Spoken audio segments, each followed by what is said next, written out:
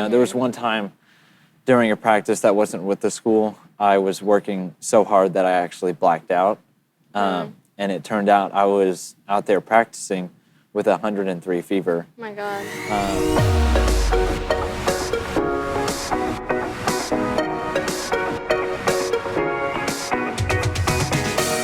Hi, welcome to Unmuted. I'm Alyssa, and today I have with me Carter King. We met in theater, actually. We've known each other for... I think since the beginning of high school. Yeah. I think we've always been in the same theater class. Yeah, we've known of each other. I think I never took it seriously. So it Not never many people was did theater one. That's true. And then we met during Sleepy Hollow. Yes, last year for our UIL competition. Yeah, that was the first play I was in. Right. I was so nervous, but I met y'all and it was so fun. We became friends. How long have you been in theater? Well, my first performance was actually in second grade. It was one of those weird ones that it never really actually had a title for the show. It was kind of something for the school to just throw children in. Yeah. But my first real performance was in a parody version of Little Mermaid in Willowwood Junior High. Oh. I'm proud to I say... think I saw, when they bring the classes down a little bit and they the show previews? Yeah. Yeah, I'm proud to say I was Nemo. Oh, okay. I was that kid. Okay. I got a little clownfish hat and everything. It's pretty nice. That's funny. Yeah. Was that fun? Was it like... It was fun for the first time. You know, I had to sing, which wasn't so fun because I was like a squeaky toy back then for 7th grade. And then the next show I teched it. And then my 8th grade was when I started to get bigger roles. I was Hansel and Gretel. I was the detective in one of the million murder mysteries they did there. And then high school, it just kind of started off slow. I was in one show freshman year, and it was the Christmas Carol. It was a small part. I was Scrooge the Man as a boy. I think I remember.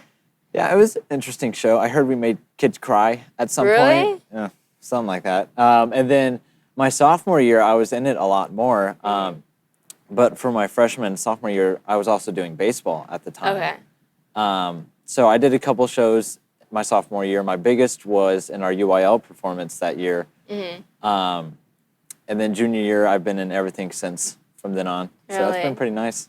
I remember seeing the Christmas Carol with my mom and I don't know who else, my dad, brothers, and I thought it was so good. I think I remember seeing y'all, and I remember Blue talking about how the seniors were like, oh my God, they memorized their lines so fast, and how I don't know, I don't know why I remember that. I was so intrigued, I liked watching it, I just never took it seriously. The only thing I really remember of that show was the fact that my best friend, Sean, stole my wife in it. Oh. So, well, it's a nice little connection we have now. So, going into theater in high school, did you feel judgment towards other people? Especially doing baseball at the same time. Yeah, it was a little different from the junior high to the high school because, there's a lot more people and you're going to see a lot more people. Yeah. When I performed for the junior high, it was a lot of parents that came to watch, not so much the students.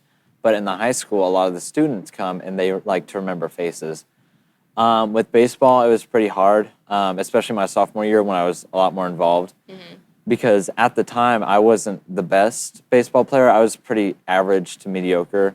And so I didn't really have the same standing as some of the other guys that were bigger and meaner than me. And so what I would do, because I didn't want to get made fun of for being in theater at the time, was we have to wear show shirts on the opening day.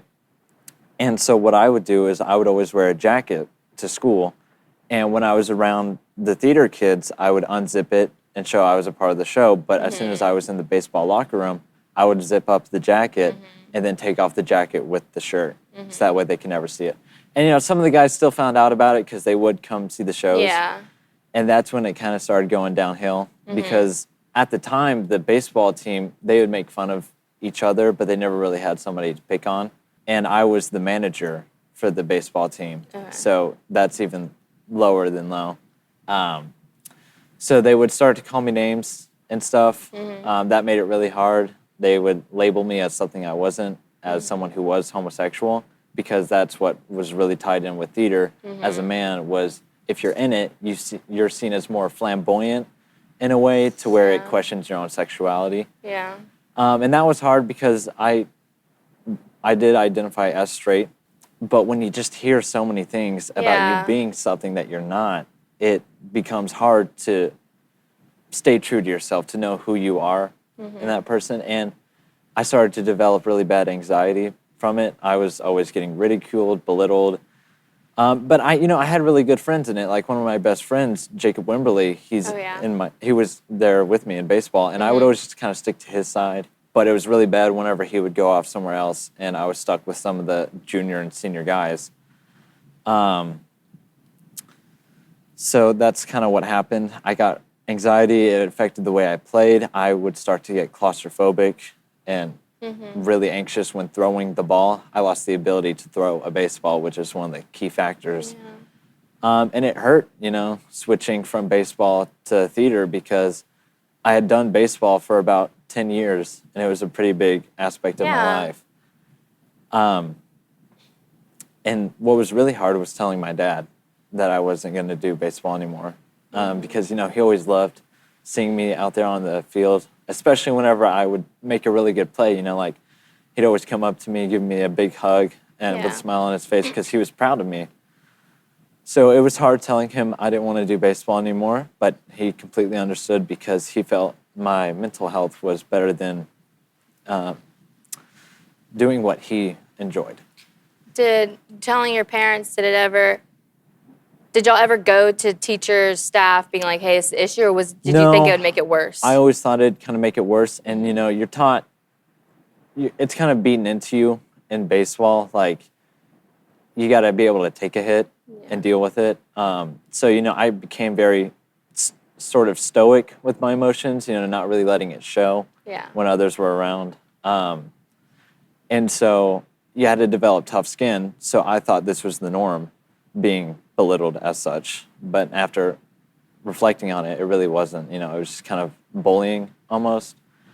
But don't get me wrong, some of the baseball guys, they were really nice. But there's just those select few that really enjoy tormenting. I think that doing baseball, or boys in general, pick on each other. Even when they're best friends, they pick on each other. But I think that being in theater, they felt you were an easy target.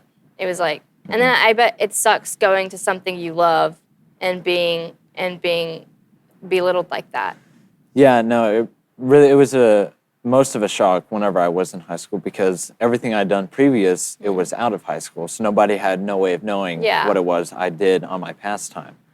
But because they saw me again, it was just very, hey, I saw him in this show. He was dressed in some weird way and he was wearing makeup. So let's pick on this guy now because he has something easily to pick at. Yeah. And I hate when people do that, like when they're like, because when you take on a role, you are that character. I'm not Alyssa, you're not Carter, we are, it's Ken and Cassie. It's not you. So when someone looks at that and they're like, that's weird, like you did that thing, like you were mean on stage, you were being weird on stage, this character you took on.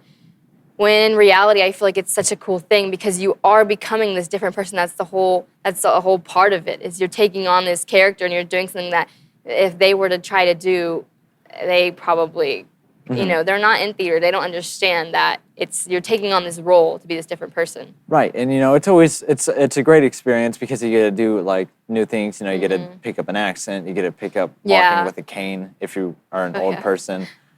Which I was for that Sleepy Hollow.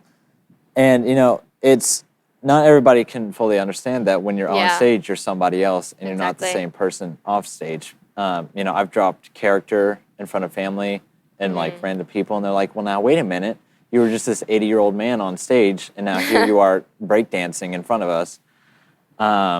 So it's that kind of fine line that not many people understand because, I was still a baseball player, but they still saw me as somebody I was portraying on stage, and it was just easier that way. Was there ever a point where like they would say something and you said something back, or was it I'm just gonna keep quiet and let them say whatever? I would always, just kind of do that really awkward chuckle, like as if, it's funny. Yeah. And then I would just get very solemn afterwards, just keeping to myself. Do you ever look back like I want to go back to it, or are you just like, there are some things that I really miss about it, just certain feelings of the game, like whenever you make contact with the ball and like really well, you can feel it, and it's Yeah. a great feeling.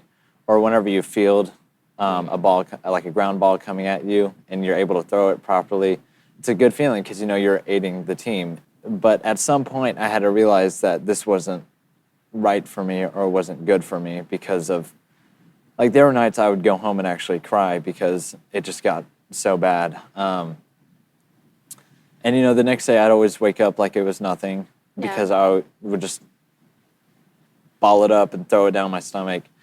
But I would always try and push myself to be better so that way I could somehow stand with them because I thought that was a way for them to not pick on me. You know, there was one time during a practice that wasn't with the school, I was working so hard that I actually blacked out.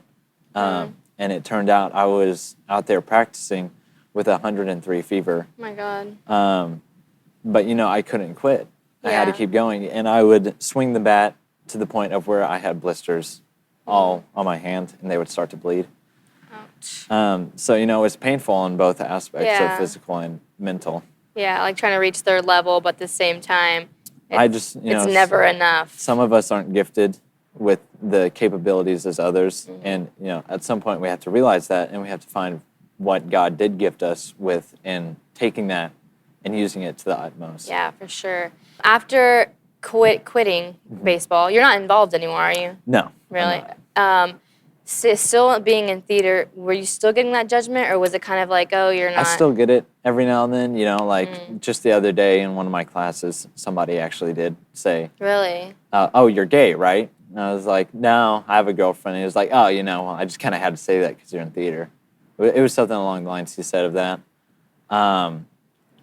And I was just kind of like taken aback at first because I was like, and here I was thinking I had gotten past that. Yeah. But, you know, it still happens. You know, I'm surrounded by sometimes very masculine areas, even like in some of my classes or even at work, you know. Yeah. Like I told the guys at work and they like to make jokes about it. And no, they're actual jokes, you know, none of them actually call me Yeah. anything. So it's that kind of masculinity that I enjoy more, just kind of like the bantering, Yeah. but not so much the picking on and name calling. Is there anything else that like you felt affected, being in theater affected social life? You know, it's sometimes I still get that anxiety of like maybe I'm acting too much right now, like I'm being too energetic for these people, and that's happened with some strangers that I've been talking to. Like I'll be talking to them, and then I'll get very quiet all of a sudden, more laid back because I feel like I'm being too hectic right now. You know, Yeah. I'm being too crazy for them. I need to draw it back because I'm acting too much like a theater kid. Yeah. And, you know, it's hard sometimes because I get stuck in between of, am I being too much or am I not being enough for this Yeah. person? And going overthinking and then anxiety and then it's Yeah. It just And kind of- The anxiety of it's really the worst for me because it leads me to getting depressed very easily. One of the hardest things for me sometimes is, you know, I'm hanging out with friends and I can't help but slip into something of more of a depressed state. And one of my friends calls it my social battery running out, which, you know, that is the case sometimes. I call Yeah. it that too sometimes. Because that's true. I do work very long hours at work or just in theater or Yeah. homework. But sometimes, you know, it's not that, and I just can't help it. Yeah. And that's what's hard for me because I see my friends enjoying themselves so much, and then I feel left out. And I'm like, I should probably leave because I'm about to drag down their energy. After quitting baseball and finally committing to wanting to just focus on theater, do you look back and have regrets of leaving the sport you've done for 10 years and you've loved doing? Yeah, I have a couple. You know, it was what I really enjoyed the most was, you know, the kind of bond it formed with me and my dad because it was Yeah. something that we could both work at because he played baseball in high school and he was pretty good at it. And so it was something that we could do between us. But now with theater, it's very one-sided. Like, I have to work on it on my own, and then he just comes and watches the show. And he Yeah. always loves them. He always Yeah. congratulates me on, like, he says he's proud of how I did, you know, and he really enjoyed it. But there are some times where I wish I still had that fairly close bond. And it was with my mom as well, because both of them very much so pushed me to be the best that I could Yeah. in that aspect. And that's what I think is my biggest regret is just, you know, the kind of connection I made with my parents because they're so invested Yeah. in my pursuing of baseball that we Yeah. all became very close with it. And Yeah. I also miss some of the athletic aspects of it, keeping fit and keeping active.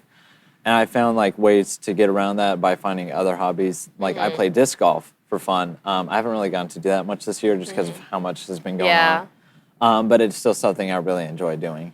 Do you, in your mind, think that looking back that they won because you ended up quitting? Like, oh, we, not as much getting rid of him, but kind of like, oh, he left because he couldn't handle our jokes. No, there's always guys who find out where they stand whenever they enter high school, and at some point you have to figure out, is this really what I want to be doing, or am I actually going to make a career or a profession out of this? Because with baseball, it's just such a small margin of who's going to go into college and then who's going to make it professional. Yeah. And I knew I wasn't good enough, and just the kind of belittling just kind of helped push me to make my decision.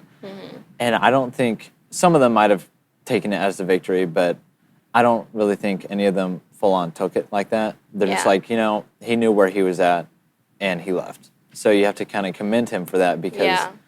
having own recognition of where you stand is one of the most important aspects of the game. How do you feel you handled the situations when it did, like telling yourself, I'm not going to let this get to me, or at the point to where it was like, okay, I'm going to ignore it because... Sometimes it was good.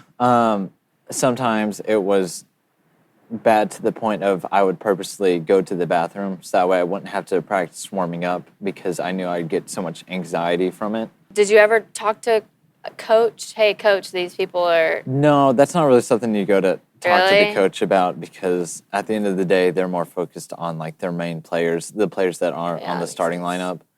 And if you tell them something like that, I'm sure they're going to listen, and they might mention something Yeah, like, but- we're all a team. Yeah. But that's hardly ever taken seriously within the Yeah. And locker I feel room. like this is so like stereotypical, but that as a male it's harder to express those feelings towards a teacher, towards those people, because if someone were to tell me something, I'd be like, well, I feel like it would be so much easier for me to express how I'm feeling at that moment, or be able to cry and show my emotions. But as a male, there's a stereotype that you don't cry in front of everyone. You have to keep this fake face, like you Yeah. chuckling at their jokes, even though you didn't find them funny. Yeah, no, and it's just one of those things you start to develop the more you play, because other teams, they'll call you out, like, oh, it was a bad swing, or they just Yeah. banter. It's one of those casual things that guys like to do because we find it all fun and games. Yeah. But at some point it crosses a line to where it starts to get too, a bit too touchy or Yeah. sensitive with what some of they're saying. Yeah. Like there's some lines that just shouldn't fully be crossed, but every now and then it is. Yeah. And you have to recognize when enough is enough. Yeah, And for sometimes sure. that just doesn't happen.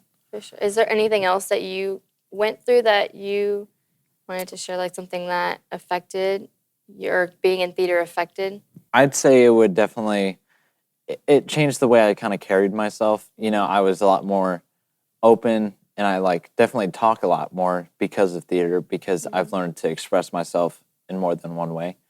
And it's actually helped me make a lot more connections with people. In fact, I used what I learned from theater to help get the jobs that Yeah. I've had. And it also is a great way to help make friends, because people, they like other interesting people. They like people that are going to talk with their hands more, that are going to pronunciate Yeah. their words, and are going to be very emphatic with what they're saying. And I think that's something that really helped me choose theater over baseball, was that I knew it was setting me up in life more than what baseball would at the end of the day. What was the point where you didn't zip up your jacket anymore, where you were like, okay, I'm in theater and I don't care what this person thinks? It was more or less the time right before I quit baseball, because by that time we were doing Shipwrecked, I believe was the show.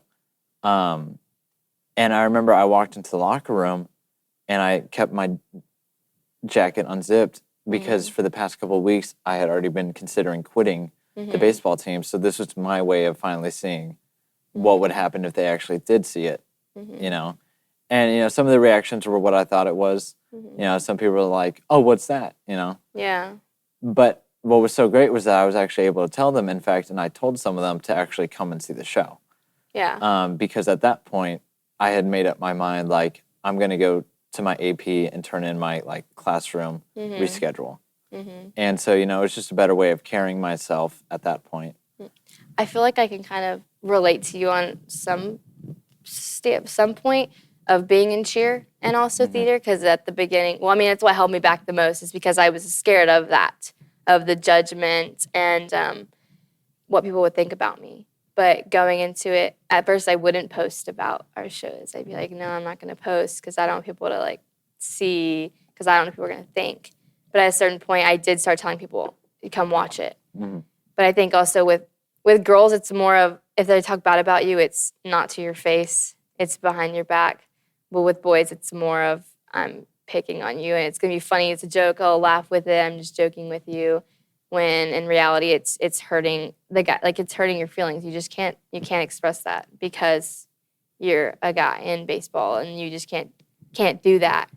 It's not socially right or cool or, you know. Did you ever feel like you wanted to fit in, I want to fit in with these people, or was it kind of like, I don't really care, I just want to do what I love? There was a time when I'd say my freshman year. That was when I was most involved with the baseball team because I was helping manage it because I didn't make the team.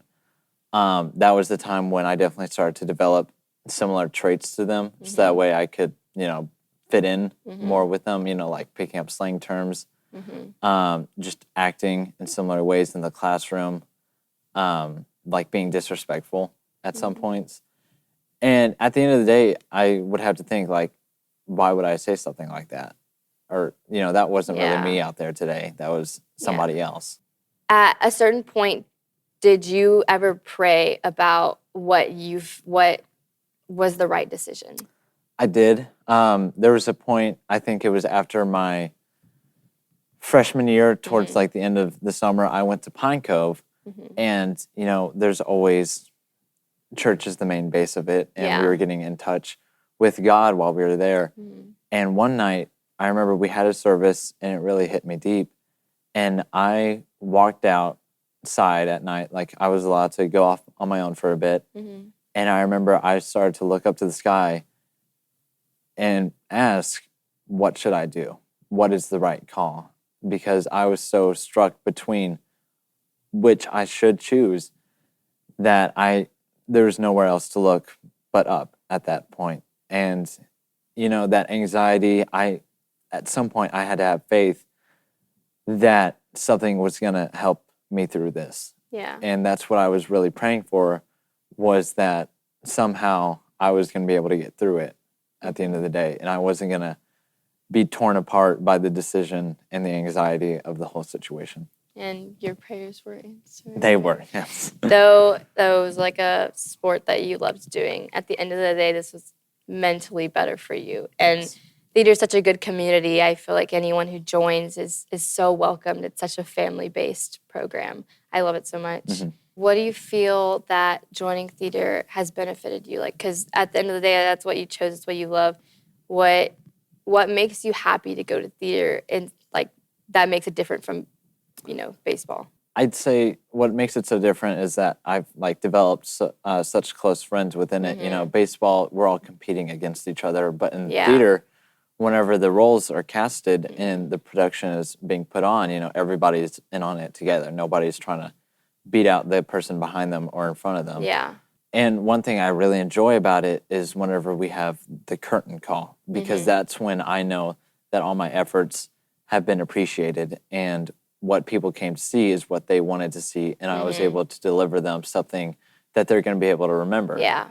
And that's just kind of one of the best feelings that I have in the theater department, is when the work that I put in and the talent that they may have seen is appreciated. Yeah, for sure. I mean, I think I don't understand, like in my head, well, I guess it's because I'm interested in theater. I've always been like, I don't get how people make fun of us. There's a stereotype. Because I've always, since freshman year, I feel like some people might sound weird, but I've always loved, like when I'd see like y'all on stage, I'd be like, that's so cool. Like I want to do that.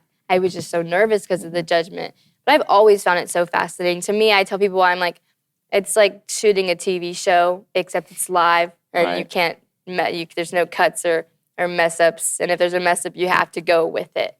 It's like shooting a live show, and you're speaking for an hour and an hour 15 minutes straight for our first act. Like, it's all those lines. Members, how many lines do you have in Rumors?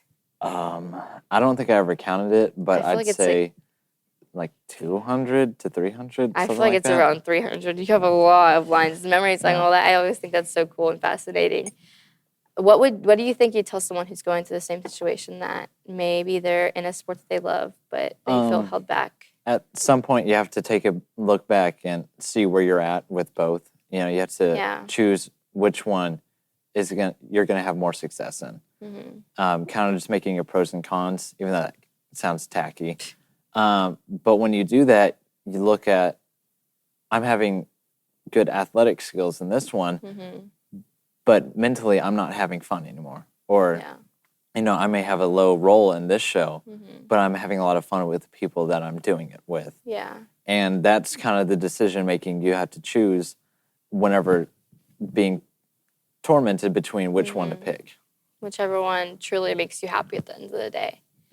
So I wanted you on for the theater one, and it was so hard to get you.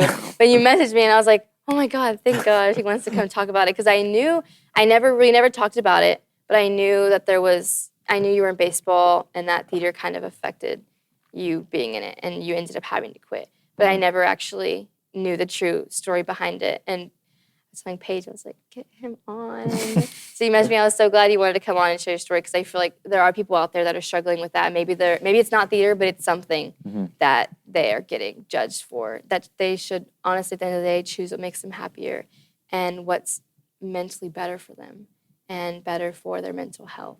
But I'm really glad you came on today to talk about it. Yeah.